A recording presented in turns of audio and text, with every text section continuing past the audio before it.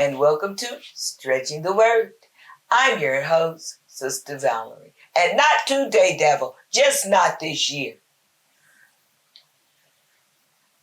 You may have heard the story about the ram in the bush. If not, afterwards or at your leisure time, go to Genesis chapter 22.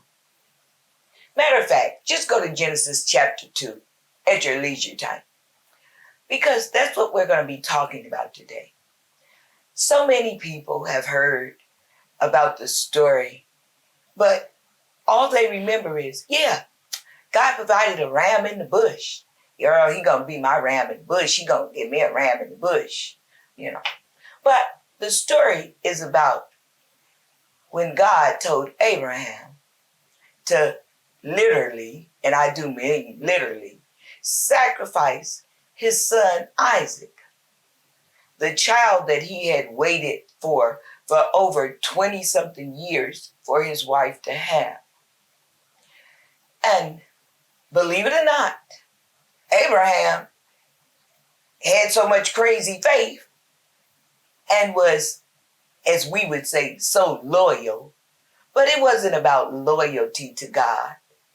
But it was. But let's use a better word. Let's say obedient and faithful and trusting in God. That Abraham did what God had asked him to. He was willing to sacrifice his son.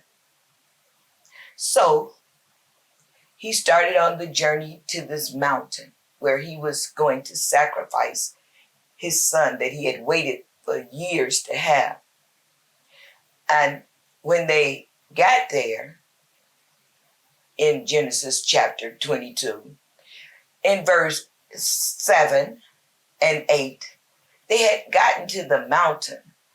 And so Isaac asked his father, Abraham, he said, well, Dad, where's the lamb? And Abraham's reply was, the Lord will provide. And just as Abraham raised up the knife after he had tied Isaac. Now, remember, Isaac wasn't a baby, but Isaac willingly did what his father told him to do, which was lay down on the sticks that was on top of the fire that was going to be made to sacrifice. So here we have two men, and I emphasize the word men in this case. We have two men that were willing to be obedient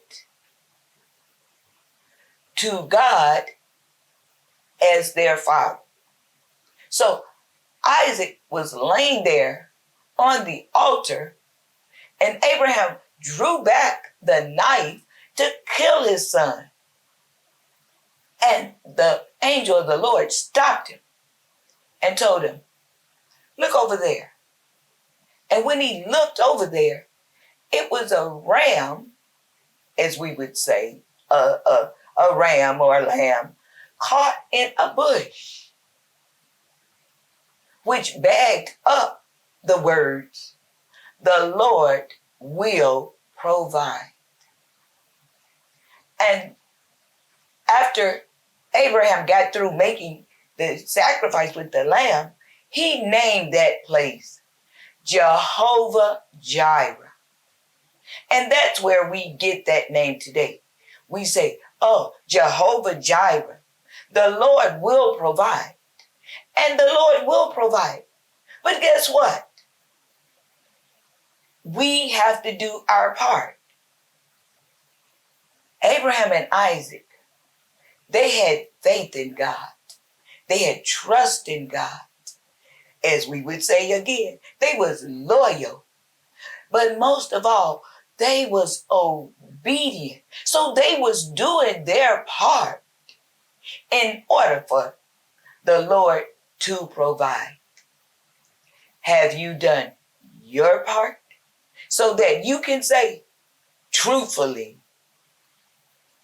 Jehovah-jireh. Today, I would also like to thank all of my new viewers. I am aware of all of my new viewers on Zappit and Facebook and YouTube. I really, really, really appreciate you guys. Sister Valerie knows that you are watching her, and I don't take it lightly. Once again, in the future, I will get to calling out names so I can fully recognize you guys. But I want you to know that you are watching, and I do appreciate it. Love you so much.